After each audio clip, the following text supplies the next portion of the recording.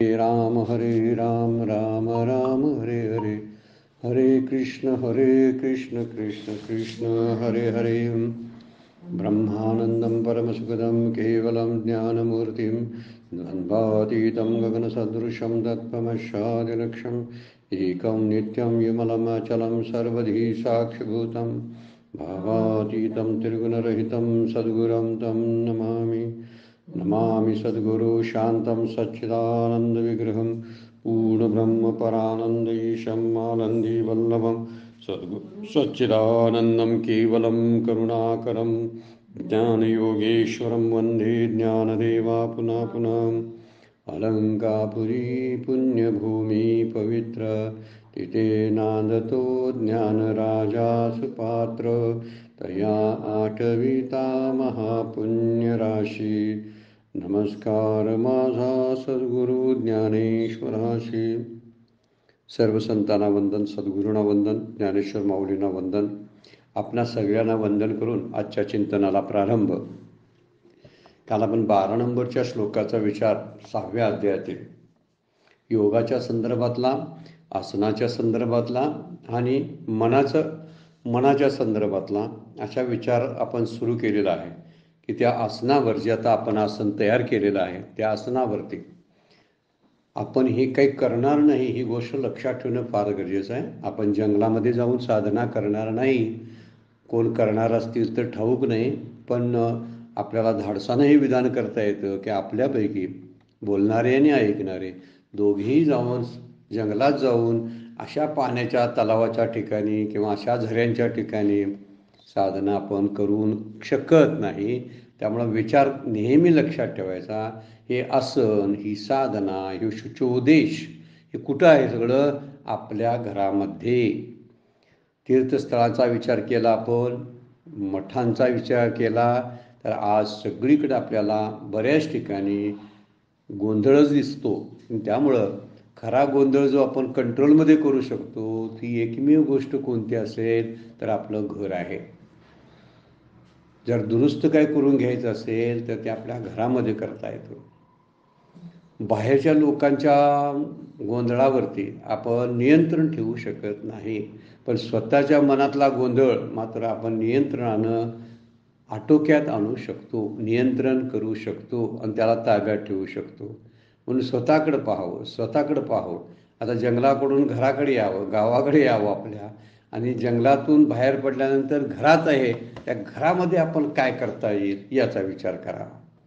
घरातसुद्धा थोडासा गोंधळ असेल, काय 4-5 मंडळी आपल्या घरामध्ये असतातच, पण त्यांनाही सुद्धा जसं जंगलापासून आपण दूर आलो तसं त्यांच्यापासूनही हळूहळू मनानं दूर येऊन आपल्याजवळ यावं. आणि मनानं आपल्याजवळ राहणं ही फार मोठं साध्य गोष्ट आहे. साध्य म्हणजे कृतार्थता ज्याला आपण म्हणतो, आणि शांतीचा अनुभव जो येतो तो आपण स्वतःजवळ राहण्यामुळे येत असतो. आणि स्वतःजवळ राहणं म्हणजे भूत भविष्यातून बाहेर पडणं असा विचार कालच्या चिंतनामध्ये आपण पाहिलेला होता.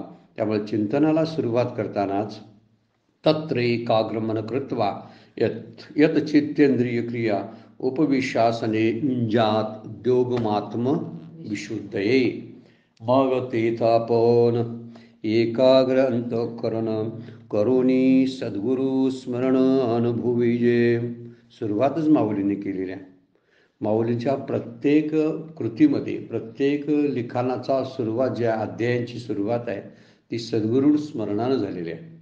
आपणही आपल्या साधनेला सुरुवात करताना सद्गुरूंच्या स्मरणानं साधनेला सुरुवात करावी. कारण साधना आणि देवाची ओळख या सगळ्या गोष्टी आपल्याला गुरूंच्याकडून मिळालेल्या आहेत, प्राप्त झालेल्या आहेत. आणि त्यामुळं अत्यादराने वर्ण गेले, जेथे स्मरतेनी आदरे सभाय सात्विक भरे जव काठिन्य विरे अहमभावाचे. जेव्हा आपण सद्गुरूंच्या स्मरणाला सुरुवात करतो त्यावेळी त्या सद्गुरूंच्या स्मरणानं आपल्यातला अहंकार वितळायला सुरुवात होते. आणि खरी उपलब्धी आयुष्यातली कोणती असेल तर आपला अहंकार आपल्याला आतल्या हात त्याला मुरवता आला पाहिजे. अहंकार जात नाही, कारण अहंकारामुळंच आपल्याला प्रापंचिक आणि व्यवहार क्रिया करावे लागतात. अहंकारामुळंच आपण साधनेला बसतो, ध्यानाला बसतो, याच्या पाठीमागं तो अहम आहे म्हणून. पण त्या अहमला आकार प्राप्त करून देऊ नये हा मुद्दा शास्त्र मांडतं.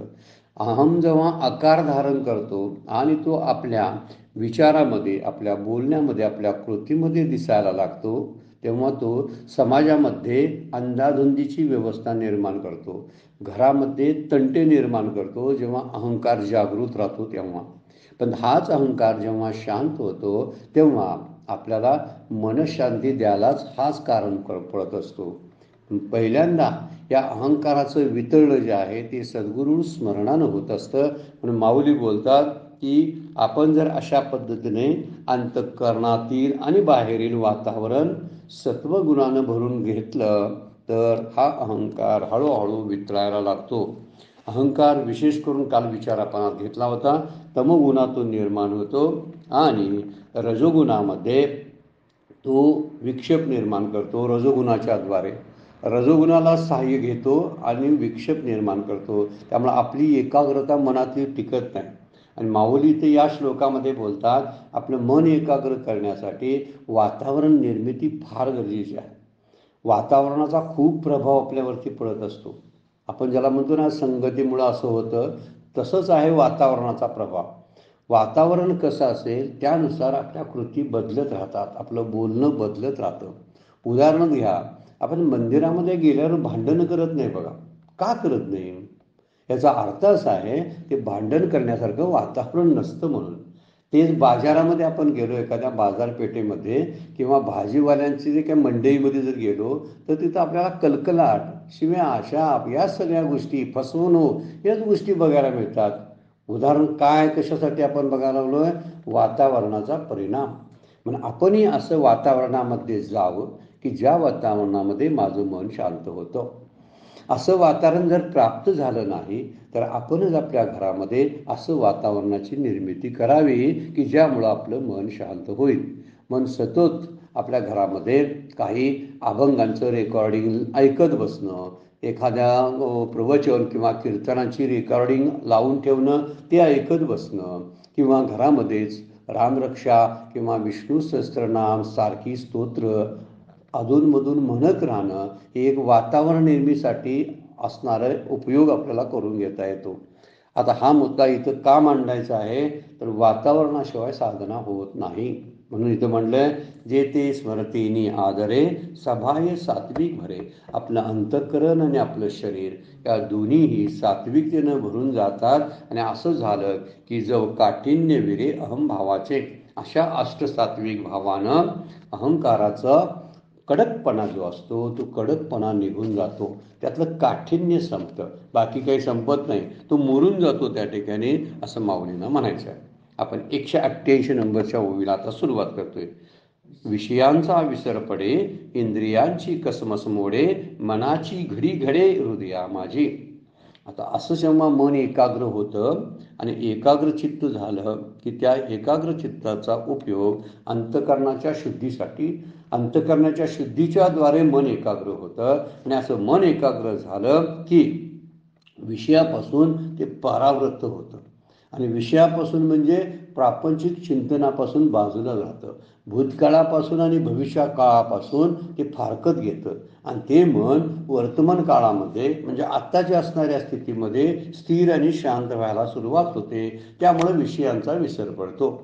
भोगले गेलेले विषय भूतकाळातले आणि भोगायची इच्छा असलेले विषय भविष्यकाळातले, याबद्दलचे जे संकल्प विकल्प असतात हे सगळे मनाचे शांत होतात. आणि शांत झाल्यामुळे विषयांचा विसर पडतो. विषयांचा विसर पडला निशेष आणि अंगी ब्रह्मरस ठसावला, तुकाराम महाराज अभंगामध्ये बोलतात.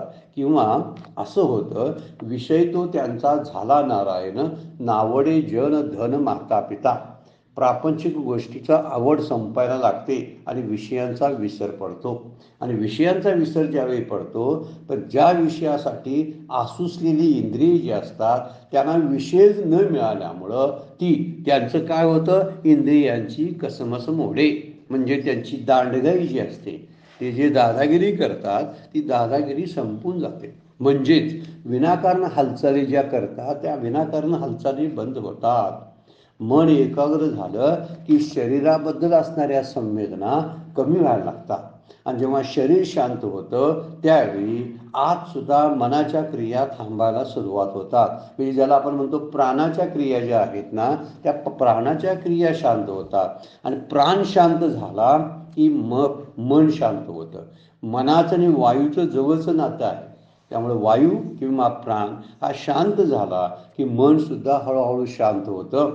आणि हळूहळू शांत म्हणजे प्राण शांत होणे या शब्दाचा अर्थ आहे की आपल्या शरीराच्या ज्या अनावश्यक हालचाली आहेत त्या हालचाली हळूहळू बंद होतात. मुळात आपण आसन व्यवस्थित घातले की नाही हे बघणं फार महत्त्वाचं आहे बरं काय. कुठंतरी मान तिरकी वाकडी असेल किंवा कुठंतरी आपली पाठ जर जशी खाली वाकलेली असेल तर ते आपल्याला त्याचा त्रास व्हायला 15-20 मिनिटानं सुरू होतो.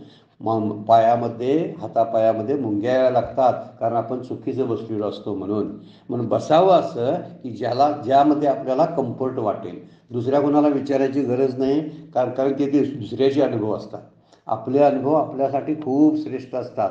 म्हणून दुसऱ्याचे अनुभव वाचावेत ऐकावेत पण त्यानुसार आपला स्वतःचा अनुभव ठरवणं फार गरजेचं आहे. आणि म्हणून म्हटलेलं आहे असं बसावं की ज्यामुळं कंटाळा येणार नाही. अशा स्थितीमध्ये मला शांत स्थिर बसता येईल. म्हणून इथं काय म्हटलेलं आहे असं जर मन एकाग्र व्हायला लागलं तर तो प्राणवायू जो आहे ज्याच्यामुळं हालचाली जास्त वाढतात तो शांत होतो.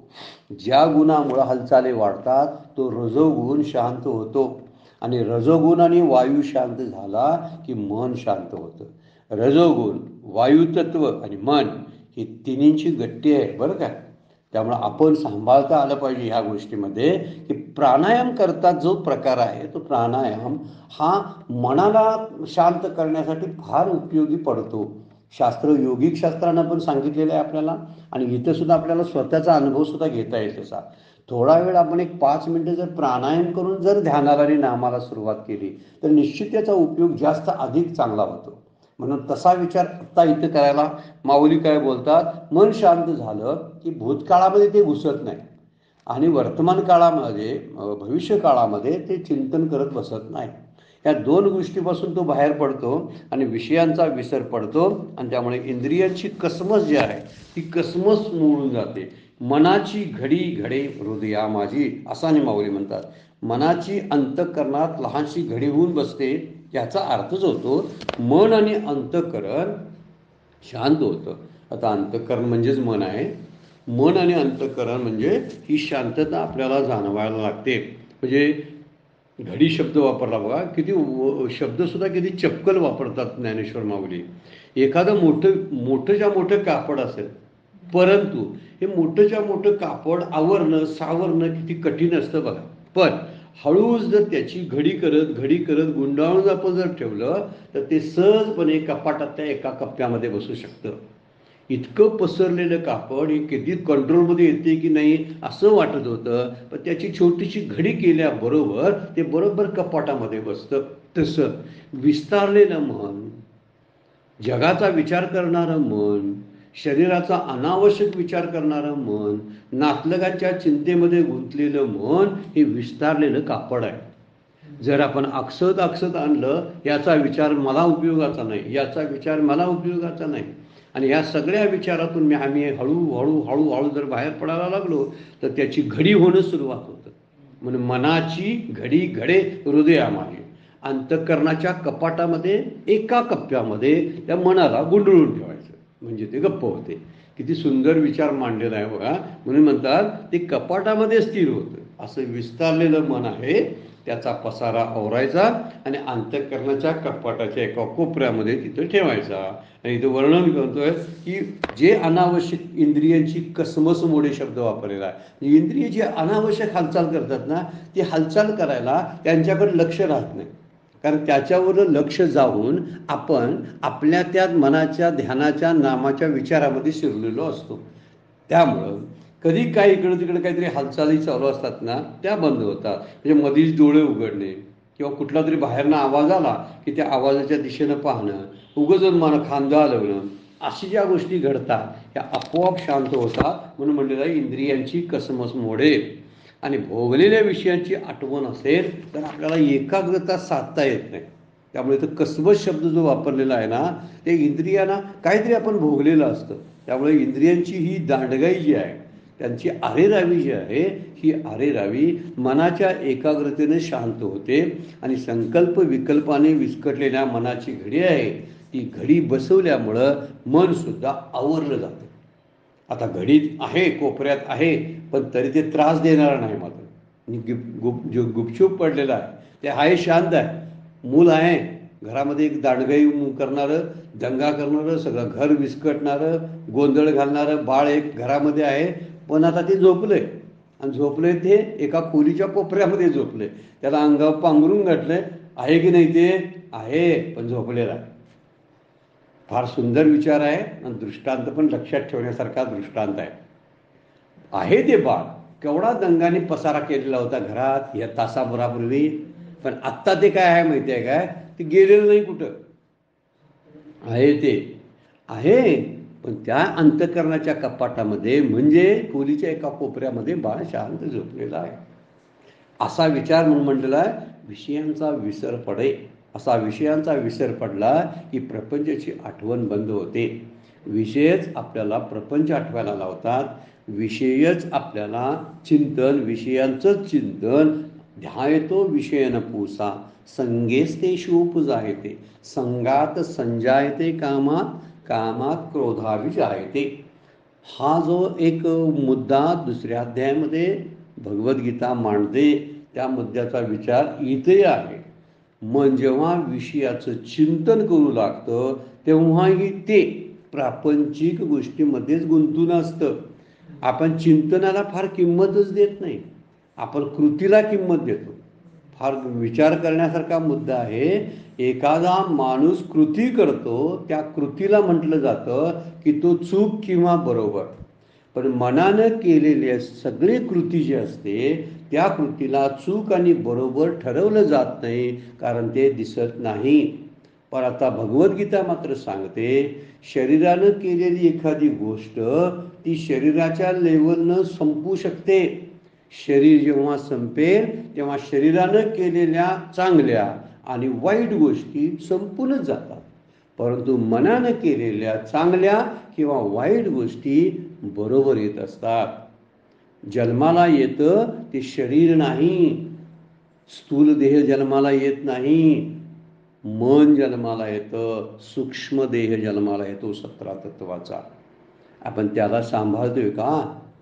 कपडे चोपडे सगळं सांभाळतो, पाहुण्यांचे नातलगांच्या काही कोड कौतुकं सगळी पुरवतो, कुठंतरी चांगली वाहवा व्हावी, प्रतिष्ठा व्हावी आणि माझं नाव व्हावं म्हणून प्रयत्नशील आपण असतो. घर स्वच्छ असावं, चांगले चांगले दागिने कपडे चोपडे आपल्या अंगावर असावेत, याचा आपण विचार करतो. पण मनाचा विचार आपण करत नाही की जे माझ्या सुखदुःखाला कारणीभूत आहे. माझा देह माझ्या सुखदुःखाला कारणीभूत नाही, कारण तो जड आहे. कारण झोपल्यावर काय सुख दुःख देतोय सांगा बघतो? काय देत नाही, काहीच देत नाही तो. कारण सुखदुःख त्याची नसतातच, ती देहाची नसतात. आपण एखाद्याला ज्या ठिकाणी एखादं ऑपरेशन करायचं असतं त्या ठिकाणाला भूल देतात बघा, आणि भूल दिली तर ती व्यक्ती स्वतःच ऑपरेशन स्वतः पाहू शकते, पण काहीच बोलत नाही. समजा देहाला जर संवेदना असत्या तर त्या देहाच्या संवेदना खरंच त्या नुसत्या इंजेक्शनानं गेल्या नसत्या. याचा अर्थ असा होतो की देह आहे तसा जड आहे, पण माझं मन जे विरल आहे, तरल आहे आणि नेहमी संवेदनशील आहे, त्याकडं मी मात्र बघत नाही. योगाची क्रिया असू दे, नाम ध्यान काय प्रक्रिया ज्या असू द्यात, या सगळ्या मनावर आधारित आहेत. म्हणून इथे शब्द वापरला, विषयांचा विसर कुणाला पडतो? देहाला की मनाला? तर मनाला पडतो. आणि इंद्रियांची कसमस मोडते ती कुठली? ती देहाची. दोन गोष्टी सांगितलेल्या आहेत, विषयाचा विसर आणि देहाची दांडगाई. या दोन्ही गोष्टी संपून जातात. मग पहिला प्रयत्न आपल्याला जर नामाला बसण्यापूर्वी करायचा असेल, खरंच आपल्याला नाम आणि ध्यान करायचं असेल, ध्यानात जायचं असेल, तर एक गोष्ट पहिली करावी लागेल. अनुभवातली गोष्ट सांगायला लागलोय मी तुम्हाला. तर पहिली गोष्ट, आपलं स्थिर हलता डुलता कामा नये. पहिलं महत्वाची गोष्ट ती शरीराची अनावश्यक हालचाली पहिल्या 5-10 मिनिटात थांबल्या पाहिजेत. पहिली 5 मिनिटं त्यासाठी जावीत की माझी पोझिशन बरोबर आहे की नाही. मग पोझिशन म्हणजे माझ्या हालचाली कुठं सुरू आहेत काय, मनाच्या नाहीत बरं काय, फक्त शरीराचा आपण विचार करायला लागलोय. आता पहिलीच वेळ आहे, पहिली सुरुवात आहे, तर त्या ठिकाणी मनाच्या हालचाली मी थांबवलेत का, हा मुद्दा पहिला, मनाच्या नव्हे शरीराच्या. तर शरीर शांत झालं, हात हालायचे बंद झाले, डोळ्यांची उघडझाप थांबली. बघा, मान हलाय दुलायची थांबलेली आहे, खांद्याचं कारण नसताना विनाकारण हलवणं थांबलेलं आहे, मांडी हलवत होतो आता शांत झालेली आहे, मी आता स्थिर झालेलो आहे. अशी भावना जेव्हा सुरू आपल्याला जाणवायला लागेल त्याच वेळी नामाला आपण सुरुवात करावी. त्यावेळी सद्गुरू स्मरण करावं, सद्गुरूंनी दिलेल्या उपदेशाची आठवण करावी आणि त्या आठवणीत आपल्या साधनेला सुरुवात करून हा एक प्रयोग करून पाहावा. कालच आपण मानसपूजेबद्दल बोललो होतो, पण आता तो वेळ नाही सांगायचे. मानसपूजेबद्दल थोडंसं काही प्रसंग आला पुढे तर त्याबद्दलही आपण चिंतन करूया. मानसपूजेचं महत्त्व आणि मानसपूजा सर्वसाधारणपणे कशी केली जाते या अनुभवातल्या गोष्टी बोलायच्या आहेत बरं काय, पुस्तकातल्या नव्हे. पुस्तकातलं बोलून ऐकून सगळ्यांना आता कंटाळा आलेला असतो. अनुभवातलं कुठं जरी ऐकायला मिळत असेल तर त्याचाच उपयोग आपल्याला होतो. फालतू पुष्कळ गोष्टी असतात, त्या फालतू गोष्टी ज्याने त्याने अनुभवलेल्या असतात, त्याच्या अनुभवाचा मला काय उपयोग. त्याला मुलं बाळं नाहीत म्हणून त्याच्या घरामध्ये कलकलाट नाही आहे, मग त्यानं लिहून ठेवलंय असं शांत बसावं. आता त्याच्या घरात कलकलाट नव्हता म्हणून शांत बसावं म्हणून लिहून ठेवलं. माझ्या घरात 4-5 पोरं आहेत, म्हातारी माणसं आहेत, त्यांचं सगळं मला करावं लागतंय आणि त्यातनं मला साधना करायची आहे. माझा अनुभव वेगळा असणार आहे. प्रत्येकाचे अनुभव वेगळे असतात. कुणाचा अनुभव कुणासाठी उपयोगाला येईलच असं नाही. येऊ शकतो, मात्र येऊ शकतो, पण येईलच असं नाही. पण ज्याने एखादी गोष्ट करून ठेवलेली असते, ती करून ठेवलेली गोष्ट एखादी व्यक्ती समोर बोलून दाखवत असेल आणि जर ती उपयोगाला जास्त येत असेल तर आपण करून टाकावी. हा त्यातला अनुभवाचा मुख्य मुद्दा आहे. म्हणून माऊली बोलतात, या मनाला हळूहळू हळूहळू आवरत आणावं. विषयांचा विसर पडला ना, विषयांची आठवण जी आहे ती आठवण विसरून गेली पाहिजे, म्हणजे विषयाचा विसर पडला पाहिजे. हा मुद्दा महत्त्वाचा आहे. विषयाच्या आठवणीचा विसर पडला पाहिजे. सतत विषय आठवत असतात आणि आठवलेले विषय माझ्या इंद्रियांना जागृत करतात आणि इच्छा निर्माण करतात. विषयातूनच इच्छेची निर्मिती होते, इच्छेनं इंद्रियामध्ये खळबळ सुरू होते आणि इंद्रिय म्हणतात मला ती गोष्ट हवी आहे. ती गोष्ट हवी असणं या गोष्टीला सुरुवात होते आणि माझं मन ती गोष्ट कुठं आहे, कोण बोलत होतं यापूर्वी, मी कुठं पाहिली होती काय, कुठं ऐकले काय याचा विचार करू लागते. म्हणून पहिलीच गोष्ट आहे, जेव्हा विषयाचा आठवण होईल त्याच वेळी त्या विषयाला तिथून घालवला पाहिजे. आत्ता मी कुठं आहे, मी कोण आहे, काय करत आहे, लक्षात आहे ना. परमपूज्य आपल्या सद्गुरूंचं वाक्य आहे आणि ते लक्षात ठेवण्यासारखं आहे, सर्वांनाच आहे. आणि इथं म्हणतात माऊली, विषयांचा विसर पडे, इंद्रियांची कसमस मोडे, मनाची घडी घडे हृदया माझी. मग असं एकाग्र मन झालं की इंद्रियांचं शांत होतात आणि विषय दुर्लक्षित होतात, त्यांचा विसर पडतो. ऐसे ऐके हे सहजे, फावे तव राहिजे, मग तेनीची बोधे बैशिजे आसनावरी. मग अशा आपण त्याचा विचार केला बरं का. ऐसे ऐके हे सहजे, असं ऐक्य सहज प्राप्त होईपर्यंत सद्गुरू स्मरणामध्ये स्थिर राहावं. आपण विचार केला बरं का. आणि सद्गुरूंचं स्मरण या शब्दाचा अर्थ आहे सद्गुरूंनी दिलेल्या नामाचं स्मरण.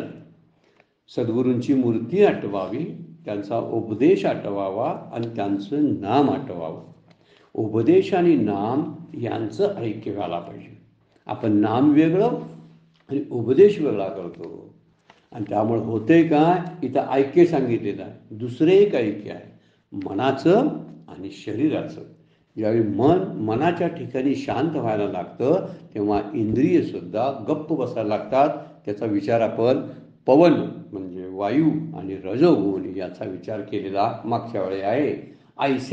असे ऐके सहज प्राप्त होईपर्यंत काय करावं तर फावे तव राहिजे मग तेनीची बोधे बैशिजे आसनावरी असं सद्गुरु स्मरणामध्ये स्थिर व्हावं आणि मग ते ऐके झाल्या त्या जाणीवीनेच आसनावर बसलेले असावे.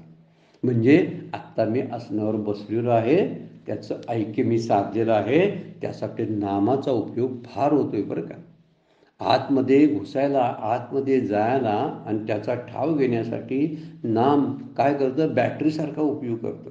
एखादी अंधकारमय जागा असेल तर अंधकारमय जागेमध्ये घुसायला आपल्या हातात जर चांगली टॉर्च असेल ना, चांगली पॉवरफुल टॉर्च असेल तर आपण हळू पुढे पुढे त्या प्रकाशाच्या दिशेनं सरकू शकतो. तसं नाम ही एक अशी टॉर्च आहे की ज्या टॉर्चच्या द्वारे असल्या विषयाच्या अंधकारामध्ये फसलेलं जे मन आहे या ठिकाणी एक मार्गदर्शन करण्याचं काम नाम करतं.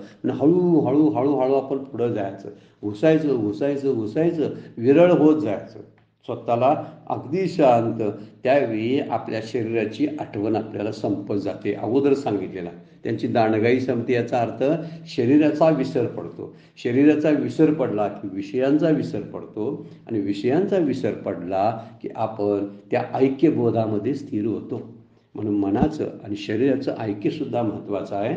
ते झालं की मनाचं आणि पुढे जाऊन ते मन म्हणजे जीव आपण म्हणूया, त्या जीवाचं आणि भगवंताचं ज्याचं आपण नाम घेतो त्या नामाबरोबर त्या भगवंताशी एकरूप व्हावं. म्हणजे मन म्हणजे जीव आणि ब्रह्म, जीव आणि ईश्वर, जीव आणि भगवंत. सोप्या भाषेत बोललेलं आपण बरं, कारण ब्रह्म नाव म्हटलं की थोडंसं कठीण वाटेल, पण आपल्याला आता सवय झाली त्याची. आपण 6व्या अध्याय पण आलेलो आहोत. तर जीव आणि भगवंत याची एकरूपता जाणवावी लागते. आपण त्याच्यामध्येच विरळायला लागतो, वितळायला लागतो. आणि वितळणं हे नामामुळं घडतं. नाम ही एक उष्णता आहे की जसा लोण्याचा गोळा अग्नीजवळ नेल्यानंतर वितळतो ना, तसा प्रकार त्यामध्ये घडतो. नामाच्या द्वारे तिचं वितळणं सुरू होतं. आपल्यातला घट्टपणा जो आहे ना अंतकरणातला, तो कमी कठोरता कमी व्हायला लागते आणि आपण विरळ होतो, हलके होतो. आणि हलकं झालं की त्या मनाच्या द्वारे आपण त्या भगवंताशी एकरूप होण्याचा अनुभव येतो. असं आसनावर बसावं म्हणतात की ज्यामुळं काय होईल की आपल्याला शांतीचा अनुभव यायला लागेल. त्यामुळे शरीर मन हे अंतःकरणाची एकरूपता साध्य होते आणि होईपर्यंत साधन करत राहावं. नामाचं पुन्हा नाम घ्यावं.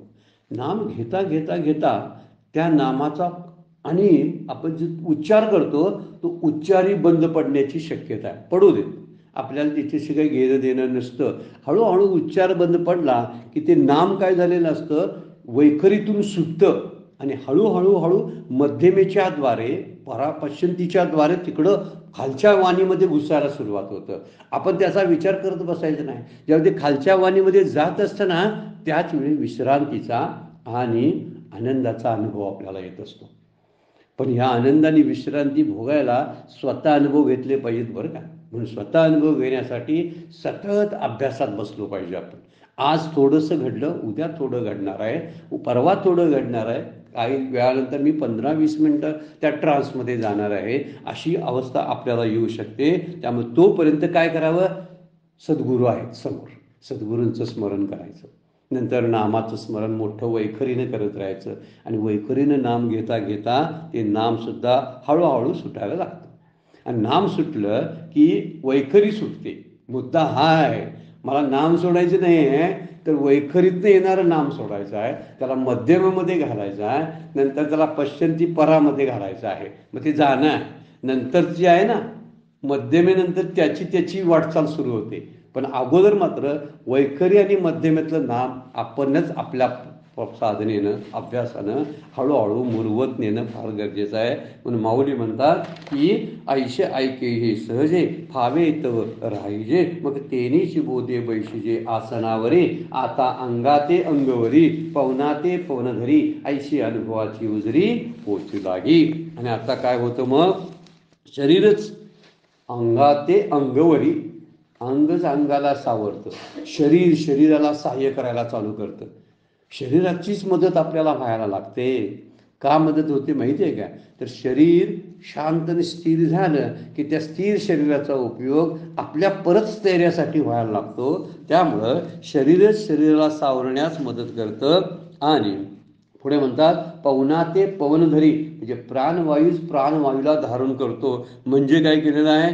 श्वास आणि उच्छ्वास जे असतात आपले, ते मंद गतीने चालू राहिला की आपल्याला एक वेगळ्याच अशा प्रशांत शांतीचा अनुभव यायला लागतो, की जी शांती कधीच आपण प्रपंचामध्ये अनुभवलेली नसते. आणि याची प्रगती चालू आहे. मी खूप वेळ शांत राहिलो, मला प्रसन्न वाटायला लागलंय, मला उठावंसं वाटत नाही. आता उठावेसे म्हणा येत नाही नारायणा, हे तुकाराम महाराज जे म्हणतात ना, मला आता उठावंसं वाटत नाही, ती ही साधना किंवा ही स्थिती आहे की ज्या स्थितीमधून आपल्याला हलावंसं वाटत नाही. श्वास आणि उच्छ्वास दोन्हीकडेही चालू असतं. पहिल्यांदा त्याच्याकडे लक्ष देणं चालू असतं आणि नंतर ते एकदम शांत होतात ना, त्यावेळी श्वासाची गतीसुद्धा कमी होते. हे सगळे अनुभव आपल्याला घेता येण्यासारखे आहेत बरं काय, घरी घेता येण्यासारखे आहेत. इथं वर्णन योगाचं केलंय, माझा आणि योगाचा काही संबंधच नाही असं म्हणून ह्यातल्या काही गोष्टी आहेत त्या सोडू नयेत. ज्या घेता येणाऱ्या आहेत त्या मात्र पकडाव्यात. आपण नामाच्या आणि ध्यानाच्या द्वारे विचार करायला लागलोय, फार महत्त्वाची गोष्ट आहे. विशेष करून नामाच्याद्वारे शांतीचा अनुभव कसा येईल याचा विचार चाललेला आहे. त्यामुळे श्वास आणि उच्छ्वास जेव्हा मंद गतीने चालू होतात त्यावेळी आपल्याच श्वासाचा आवाज येणं आपल्यालाच बंद होतं. त्यामुळं हळूहळू श्वास चालू आहेत हे आपल्यालाच कळत नाही. इतर वेळी सुद्धा आपण श्वासाचा कधी अनुभव घेतलेला असतो नसतोच, कारण श्वास हा नैसर्गिक आहे. जे सहज असतं ते सोपं असतं, आपण लक्षात घेतलं तर. पण प्राणायाम करणं सोपं नाही बरं का. प्राणायाम म्हणजे सहजता नाही, प्राणायाम हे प्रयत्न असतात. आणि श्वास आणि उच्छ्वास ही नैसर्गिक गोष्ट आहे. आपण रोज श्वास घेतो, प्राणायाम करतोय का नाही? प्राणायाममध्ये मग काय करतोय? श्वास घ्यायचा आणि सोडायचा हीच क्रिया असते ना, पण ती मुद्दामून केली जाते. आणि मुद्दामून केलेल्या क्रियेचा फारसा फायदा होत नाही बरं का. सहजता आली ना श्वासामधली, तर असा मंद गतीनं श्वास सुरू झाला की पवना ते पवनधरी ऐशी अनुभवाची उजरी अशी अनुभवाची स्पष्टता, म्हणजे प्रगती हळूहळू होते, अनुभव यायला सुरुवात होते. आणि ही साधना 4-8 दिवसात किंवा महिन्यात साध्य होईल असं म्हणून चालत नाही.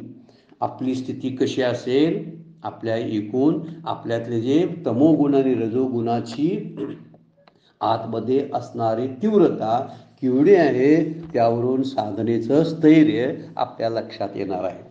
म्हणून मला 2-3 दिवसातच अनुभव आले पाहिजेत, मी हे केलं, 8 दिवस केलं, महिना केला, 6 महिने केलं नाही. कुठंपर्यंत करायचं? जोपर्यंत माझं मन विषयाचा विसर पडत नाही, इंद्रियांची कसमस मोडत नाही, तोपर्यंत ते करावं लागेल. त्यासाठी एक साधन नाम, नामाचंच चिंतन आपण करायला लागलो. चिंतन शब्दाचा अर्थ आहे नामाचा उच्चार वैखरीनं करणं आणि तोच उच्चार शांतपणे आपल्या कानानं ऐकलं.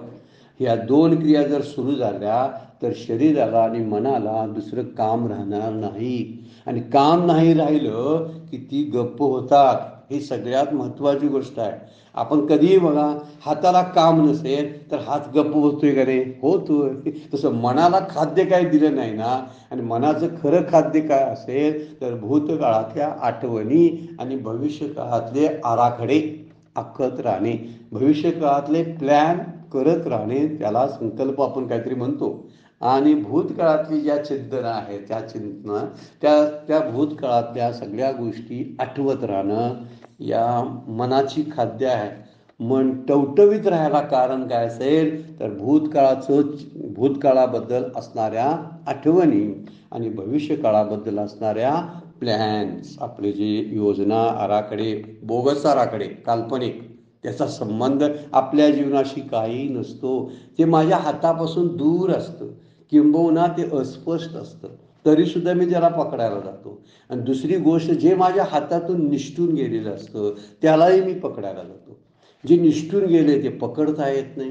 आणि जे अजून कल्पनेनं मांडलेलं आहे ते हातात येत नाही. या दोन्हीचा कशाला विचार करत बसायचं? हेच खाद्य आहे मनाचं, म्हणून मन टवटवीत राहतं. इथं ही जी गोष्ट सांगितली त्यासाठी थोडासा श्वासांचा व्यायाम, ज्याला शब्द आपण म्हणलं, व्यायाम म्हणता येत नाही, श्वासांचा सराव नामासाठी करावा लागेल आसनावर बसल्यानंतर. आणि म्हणून तसं म्हणलेलं आहे 191 नंबर सुई, प्रवृत्ती मागोती मोहरे, समाधी आयलाडी उतरे, आगवे अभ्यासू सरे बैसत हो.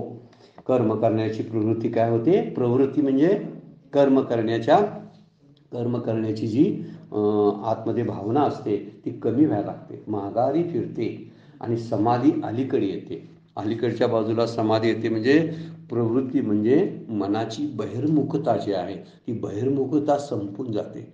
बाहेर जाणारं मन आतमध्ये जमावायला सुरुवात होतं. बाहेर विस्कटलेल्या मनाची घडी आपण केली ना मगाशी, आणि ती कपाटात ठेवलेली आहे अंतःकरणाच्या, तर ती बहिर्मुखता संपते आणि अंतर्मुख मन व्हायला लागतं. अंतर्मुख म्हणजे जगाला बघायचं सोडून, जगाचं चिंतन सोडून स्वतःचं चिंतन करायला लागतं. जगाकडं पाहायचं सोडून स्वतःकडे पाहायला लागतं. आणि असं आपण स्वतःकडे पाहायला लागलं ना, त्यावेळी समाधी जवळ असल्यासारखं वाटायला लागतं. समाधी शब्दाचा अर्थ आहे काय? समाधी शब्द बाजूला ठेवूया आपण. शांत शांत आहे आपण, आपल्याला असं वाटायला लागतं. आता मला काय नको आहे असं वाटायला लागतं. ही बहिर्मुखता संपून जाते आणि अंतर्मुखता सुरुवात होते. म्हणून अंतर्निष्ठ ते तळून जातात. आणि ही जे बाहेर नाहीत, बाहेर ती काय होतात? ती प्रवृत्तीकडे वळतात ना. अंतर्निष्ठ तितके तरले आणि जे बहिर्मुख असतात ते बहिर्मुख तेवढे काय जातात? बुडतात, असं वर्णन करतात समर्थ. त्याचा अर्थ असा आहे की प्रवृत्ती म्हणजे मनाची बहिर्मुखता संपते आणि मनाचं कामच संपतं. मन जेव्हा रमते ना विषयामध्ये आणि प्रपंचामध्ये, त्याच वेळी ते कामात असतं. आणि मन जोपर्यंत कामात असतं म्हणून दमतं. म्हणून दमल्यामुळं आम्ही अस्वस्थ होतो. मनाला मी सुखदुःखांच्या भावनेचा अनुभव आणून देतो म्हणून मनाला शीण येतो. ज्यावेळी ते मन धावण्याचं बंद करतं त्यावेळी अंतर्मुखता प्राप्त होते. तुकोबा म्हणतात, आता निश्चिंतीने पावलो विसावा, खुंटलिया धावा तृष्णेचिया, आता कोठे धावे मन, तुझे चरण देखील या, भाग गेला शीन गेला, अवघा झालासे आनंद. शब्द किती महत्वाचे तुकोबा वापरतात बघा. हा त्यांचा स्वतःचा अनुभव आहे.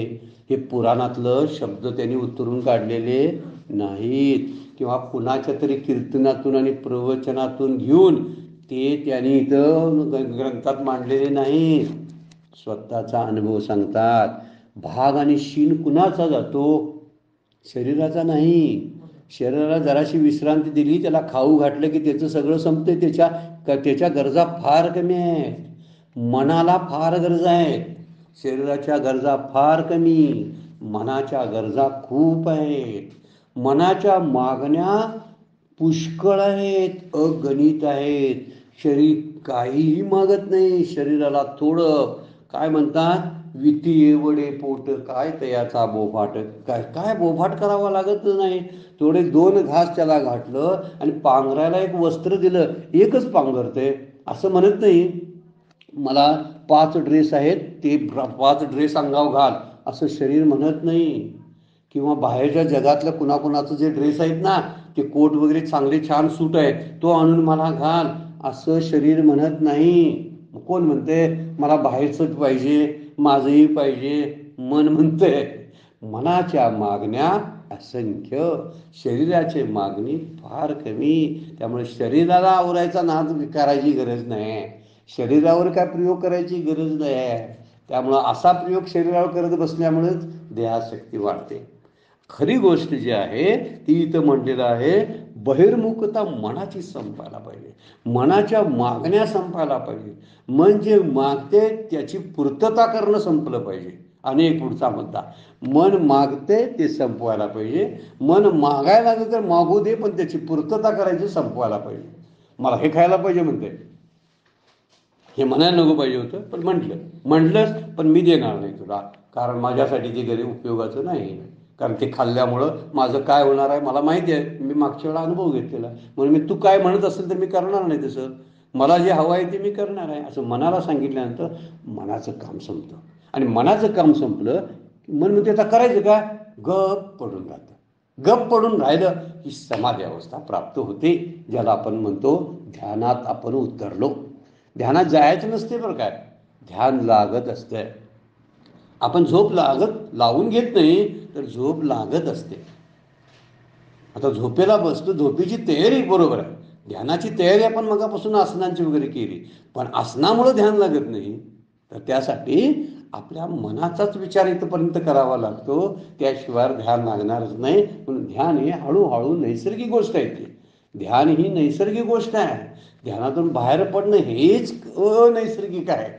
वास्तविक त्याच गोष्टी विचारात घेण्यासारख्या आहे, पण आपण उलटं होतं. म्हणून तुकाराम महाराज जे म्हणतात ना, माझं धावणारं मन आहे ते शांत झाल्यानंतर मग त्याचा भाग आणि शीन गेला आणि अवघा झाला नारायण. म्हणजे मी त्या नारायणाशी एकरूप माझं मन झालं. मन जे प्रपंचाशी एकरूप होतं ते आता नारायणाशी झालं. आणि त्या नारायणाशी एकरूप झाल्यामुळं मला शांतीचा अनुभव येतो, कारण नारायण शांतीचं रूप आहे. निष्कलम निर्मलम शांतम असा नारायण आहे. विठ्ठल कसा आहे माझा, तर निष्कलम निर्मलम शांतम. प्रभू रामचंद्र निष्कलम निर्मलम शांतम, भगवान श्रीकृष्ण निर्मलम निष्कलम शांतम. मग मी त्यांच्याशी जर लगट केली तर मी कसा होईल, निष्कलम निर्मलम शांतम. तशी मला शांतीचा अनुभव. इथं माऊली काय बोलतात बघा, समाधी ऐलाडी उतरे आगवे अभ्यासू सरे बैसत केवो. आसनावर बसल्याबरोबर जणू संपूर्ण अभ्यास करण्याचे संपले असं वाटायला लागतं. आघवे अभ्यासू सरे, आता अभ्यास करायची काही गरज नाही इतकी शांतता वाटायला लागते. हे जरासं इथून आपण बाजूला जाण्यासारखी परिस्थिती आहे, पण संपलं असं म्हणून चालत नाही. पण इथं माऊली म्हणतात अनुभव असा येऊ शकतो, आता माझा अभ्यास संपला आणि म्हणून मी आता शांत राहावं असं वाटत असतं. पण ही अनुभवाची गोष्ट जी आहे ती तुकोबाने फार सुंदर अभंगामध्ये आपल्याला मांडलेली बघायला मिळाली. वेळ आजची संपलेली आहे, त्यामुळं आपल्याला थांबावं लागतं. त्यामुळं आजच्या चिंतनाला विराम घेऊया. आजची सेवा सद्गुरूंच्या चरणी, भगवान ज्ञानेश्वरांच्या चरणी अर्पण करूया आणि विराम घेऊया. पुंडरीक वरदारी विठ्ठल श्री ज्ञानदेव तुकाराम.